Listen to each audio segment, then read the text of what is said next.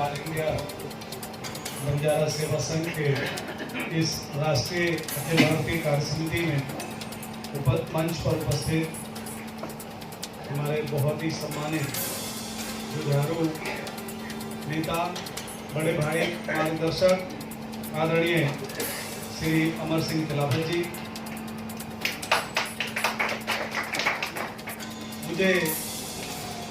मैं प्रोफेसर हूँ by profession, मैं टीचर हूँ विश्वविद्यालय में और वर्तमान में भी पढ़ाता हूँ। मुझे आदरणीय डी रामानायक मेरे बड़े भाई हैं, उन्होंने अंतर्राष्ट्रीय प्रवासी परिषद से मुझे जोड़ा और मैं कहता हूँ कि लगातार मुझे अंतर्राष्ट्रीय मंच पर अपनी बात रखने का मौका मिलता है।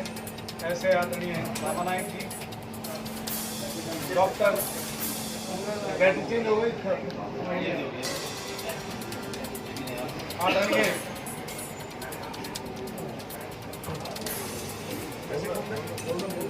आदरणीय टीसी राठौर साहब, आदरणीय बल्ले नाइक साहब, तेलंगाना से आए हुए हमारे एमएलए साथी श्री बापूराव राठौर साहब,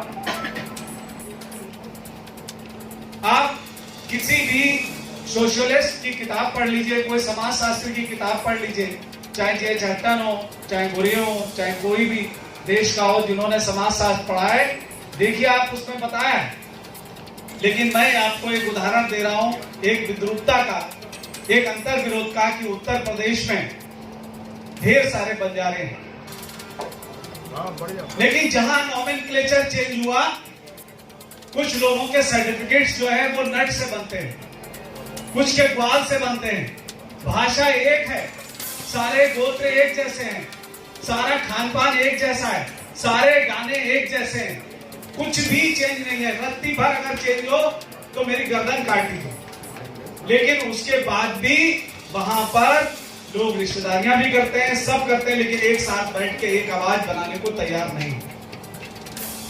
ये एक छोटा सा अंतर विरोध मैं आपको बता रहा हूं। और यहां समाज के शिरोमणि बैठे हुए, जब तक ऑल इंडिया बंजारा सेवा संघ केवल पद बांटता रहेगा, उससे काम नहीं चलने वाला। मैं देखता हूं तिलावत साहब की पीड़ा, मैं देखता हूं रामानायक साहब की पीड़ा, यहाँ बैठे हुए और भाइयों की पीड़ा। ये छोटी सी बात होती, उत्तर प्रदेश में मुझसे तुरंत पूछते, बताओ कुछ करना है, हम सब कब जगेंगे? हम कितने भी बड़े इंडस्ट्रियलिस्ट हो जाएं, हम कितने भी बड़े सिविल सर्वेंट हो जाएं, हम कितने भी बड़े प्रोफेसर हो जाएं, हमने कभी भी समाज की छोटी छोटी चीजों को सॉल्व करना सीखा ही नहीं। मैं एमएलए बना, मेरे क्षेत्र में 200-250 बंजारे हैं, कुल मैंने पहले भी बताया 250, केवल 250। मैं बंजारा सेवा संघ या बंजाराओं की संस्था को अपने किसी विकास के लिए, अपने निजी विकास के लिए कभी यूज नहीं करता। मैंने कोई लेटर आज तक मुख्यमंत्री को नहीं दिया कि मुझे मंत्री बना दो, मैं बंजारा सेवा संघ में काम करता हूं, मुझे मंत्री बना दो। भाई क्यों बना दो भाई मंत्री? जब आप एक होने को राजी नहीं है, आप छोटी छोटी चीजें सॉल्व करने को राजी नहीं है। मैं अपने निजी कामों के लिए एक संस्था भी बना सकता था, उसमें किसी को 4-6 लोग पकड़ने थे पूरे इंडिया में, मैं राष्ट्रीय अध्यक्ष बन जाता, एक महासचिव बना लेता, सारी बॉडी खड़ा कर लेता, बंजारा साहब को संरक्षक बना देता और एक को अंतरराष्ट्रीय, वहां जो मेरे मित्र हैं ढेर सारे, कहीं उनको बना देता संरक्षक। अपनी डबली अपना राग, ये मुश्किल है। 250 पे मैं विधायक बना, मैंने तीसरा इलेक्शन लड़ा। एक प्रोफेसर रहते हुए मैंने पहला इलेक्शन 2007 में लड़ा, बीजेपी ने मुझे टिकट दिया। 2012 में मुझे बीजेपी ने टिकट दिया, 2017 में मुझे बीजेपी ने टिकट दिया, और सिर्फ इसलिए दिया कि मैंने अपने आप को प्रूव करके दिखाया। उस क्षेत्र में बीजेपी को मैंने खड़ा करके दिखाया। और आप चाहें तो कभी उत्तर प्रदेश की 122 फरीदपुर में जाके देखिए, तो आपको पता लगेगा कि मैंने काम किया और उस दम पर मैं खड़ा हुआ।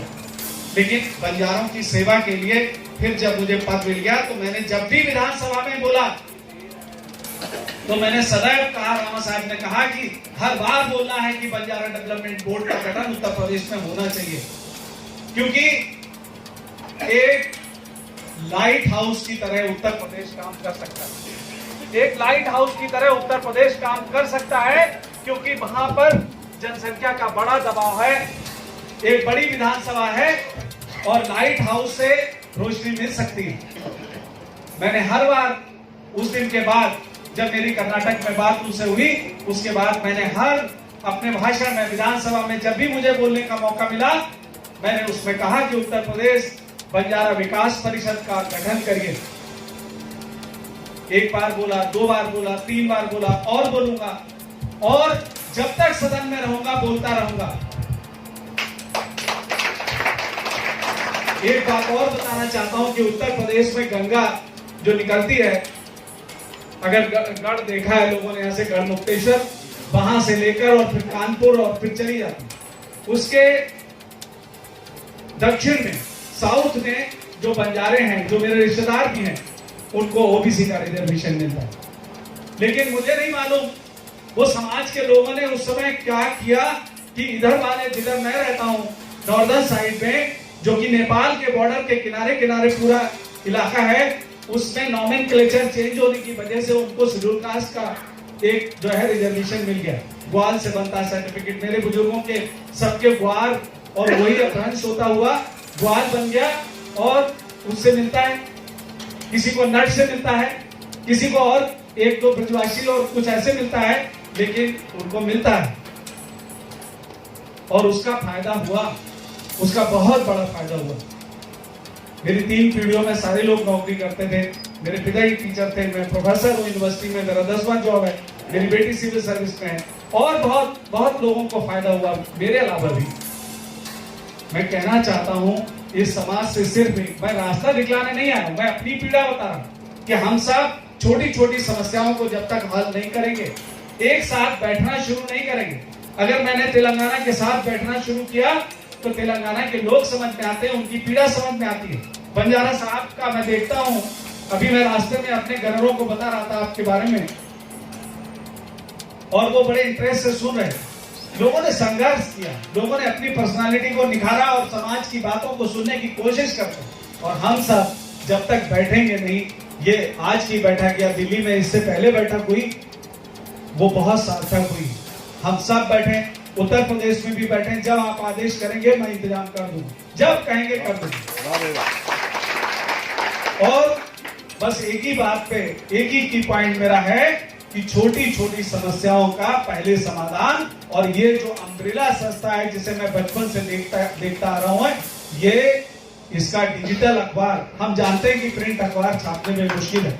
मैं भी एक अखबार निकालना चाहता था कि जब तक हम सब अपना, अगर कुछ भी है, अपना अखबार निकालना शुरू करेंगे। ये बिजनेस अखबार और चैनल ये कुछ लोगों के हाथ में सिमट के रह गया, इंडिया में है, उन्हीं के पत्रकार, उन्हीं की बात, उन्हीं की पावर, सब उनके पास है। मैं भी चाहता था कि मैं एक अखबार निकालूं, लेकिन कम से कम ऑल इंडिया बंजारा सेवा संघ को एक डिजिटल अखबार जो है वो निकालना चाहिए, न्यूज़पेपर, और उसमें पूरे इंडिया को जगाने का काम होना चाहिए।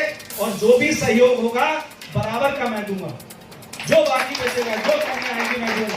और मुझे बहुत अफसोस होता है कि तिलावत साहब, मैंने पहले मीटिंग में भी कहा और रामा नायक साहब से भी कहा कि मेरा सहयोग जहां लेना हो, लोगों ने कह दिया अरे इतना पैसा दिया, और वो तिलावत साहब खा गए। अरे बेचारे तिलावत साहब ने मुझसे 1 फुटी कौड़ी भी नहीं ली। मैं इनकी ईमानदारी का कायल हूं।